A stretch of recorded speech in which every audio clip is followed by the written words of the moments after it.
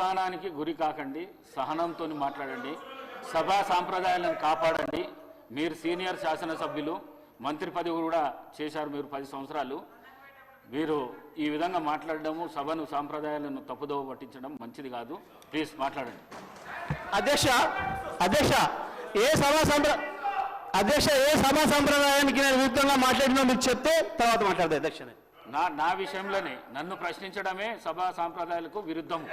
అసలే కాదు అధ్యక్ష, నన్ను ప్రశ్నించడం ఈ సభ మన అందరిది. ఈ సభ మా అందరికి సమానమైన హక్కులు ఉన్నాయి. మా అందరి తరఫున మీరు పెద్ద మనిషి మాత్రమే ఆడ కూర్చున్నారు తప్ప ఈ సభ మీ సొంతం కూడా కాదు. ఈ విషయం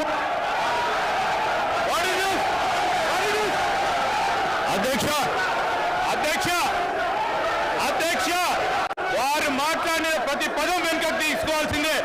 ఈ రోజు చేర్ని దూషించిన సందర్భంలో వారు క్షమాపణ చెప్పాల్సిందే అధ్యక్ష.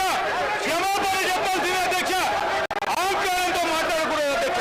క్షమాపణ చెప్పాల్సిందే. ఈ రోజు చేర్ పైన దూషణలు చేస్తూ బెదిరించే కార్యక్రమం చేస్తూ ఈ రోజు వారు చేసిన మాటలు విషయంలో తప్పకుండా జగదీశ్వర్ రెడ్డి గారు వారి పార్టీ పూర్తి స్థాయిలో క్షమాపణ చెప్పాల్సింది అధ్యక్ష.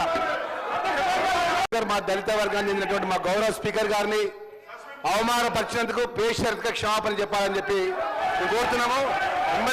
ఎందుకంటే అధ్యక్ష ఈరోజు 10 సంవత్సరాలు ఈ రాష్ట్రంలో వారు అధికారంలో ఉన్నారు.